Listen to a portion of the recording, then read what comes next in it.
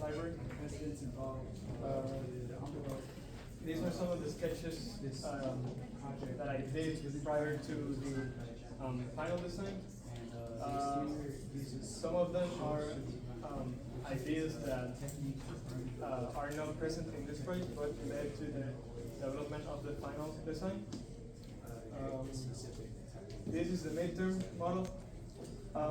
In the midterm project, actually, the square, the side building, was the living space for the artist, who is a writer, and the cylinder building was a library.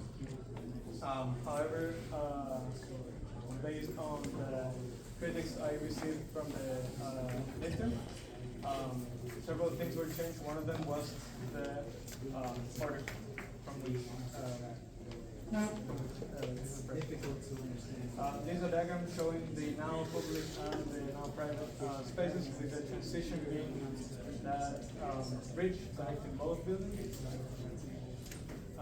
This is a diagram showing the vegetation of the vertical gardens and how the light impacts the building.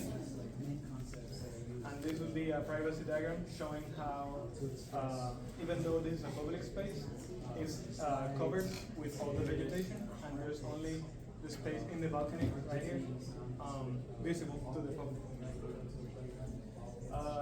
This is the level 1 plan. So you can see there's tables in the center for the people to sit and read. There's tables underneath the balcony. And the vertical gardens cover most, but not all, of the library. And there's also vertical gardens covering the cylinder building, which for the first floor is just the kitchen and living space. There's an elevator shaft here, all of the libraries, and restroom, public restroom. This is the second level. The vertical garden is broken here for people to be able to walk to this extension of the balcony. The elevator shaft, that's the back room. That's the second floor for the living quarters, and it's been broken into a cabinet. Now, before I go to the sections, I want to note that there is a rule to this building. It is built on a grid. So if you see, all of the libraries and all of the little studs for the ratings are aligned. Just to emphasize the lightness of all of the materials, and then because of that, the railings that would go perpendicular, they would be just a straight piece, no beams and no. This type of patio. This is the section. As you can see, the beams on the roofs aligned with the divisions for the libraries, and the windows are placed right between the beams, not obstructing or breaking apart anything. The roof, if you see, is also it has skylights, and you can see it also in the other section. They serve to create spotlights and bring natural light into the building. However, not direct lights from the sunlight, since when reading, you really don't want the sun to be on you all the time. It creates heat, and it creates this uncomfortable. So there is a vertical. There's a garden on the front part and on the top part to only let the glare of the sun in, rather than the actual direct sunlight. This is the axonometric, where you can see all of the tubes. If you see the last two don't have an opening on top, that is because it's on the side, since the vertical garden doesn't cover the entire of the building. And these are the perspectives. This is the roof. You can see the vertical gardens through the openings of the skylight.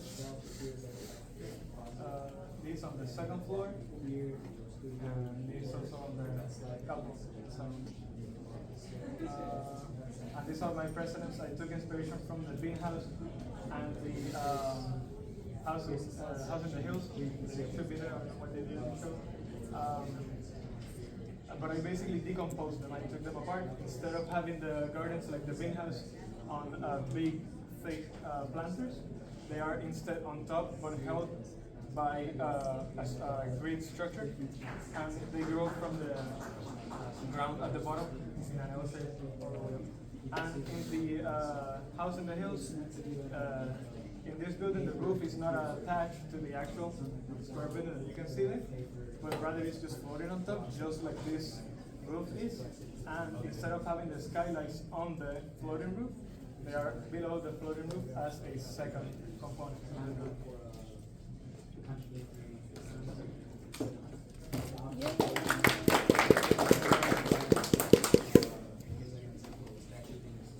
Amazing level of detail, like the railing, the holes in the door.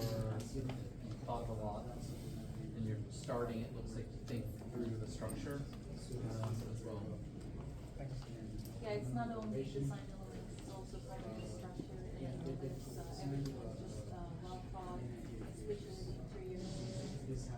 So for exterior, I think there's a lot of, strong ideas here, somehow competing each other, this is powerful, these are powerful. So, I don't know if this is interesting to you, or maybe competing each other, like each strong idea. I mean, I like it, individually, all, ideas here, but I don't know, I'm not sure if it's just too much. I agree. I think the idea of a wrapper is the central idea in a way. Like you have this bookcase that I see these as part of the light wells, almost as a part of the bookcase system. Like they're almost like this system, like turn in a corner and they kind of got bigger and they're holding light rather than books. But so I think that can be accentuated a little bit.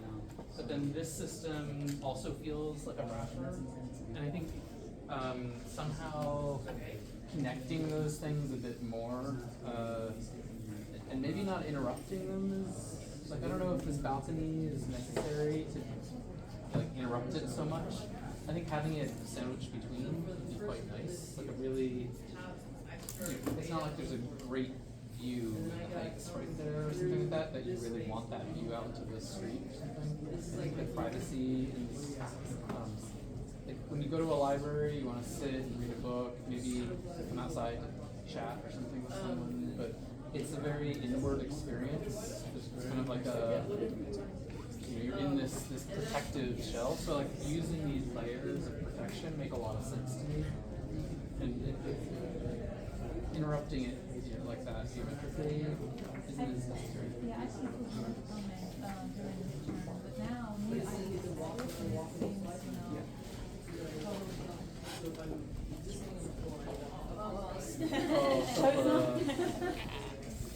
Yeah, it seems like that space would be amazing.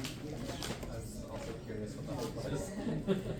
Yeah, I mean, I think I agree with everything. The inside of this, I mean, it's interesting because it becomes this super, like, grand, space where it's very rich and heavy wood and, it's very, it's not minimal at all. It's very dense, and then you get this, like, light wrapper. So I think if you got rid of that balcony altogether, like, I wouldn't even put it here, because then if you're sitting here, this is such a unique view of like being down here and looking up at the vegetation, and then just elevating this just a little bit more so like people could actually like this really cool balcony. It's so simplified. I wonder how, like, I know you have a picture of plants here, but like literally how are you supporting the plants? Is it like a mesh? Yes. Okay. It would be a metal mesh. I think I would almost take. Have you been to the pavilion? What's it called at Rice? The big Twilight. Pfeiffer building. the Pfeiffer, yeah, exactly. The Bronx. Yes. Go if you haven't been there. Go. It's like a big, beautiful roof, but it's made of a bunch of louvers instead. And there could be a relationship between these bookshelves and a series of louvers, maybe going in different directions that provide shape. And then maybe there's also plants growing on it, but it will take years to get that type of coverage, and it will never be perfect. There'll be always, you know, dead branches and other things, and yeah, pruning. And so having another structure that still provides shade and that kind of references the interior linear quality would be good.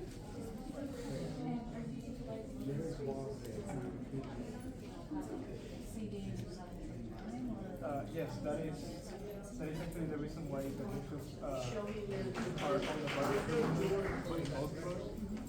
They're not sitting levels like a clear wood. However, they feel safe as sitting.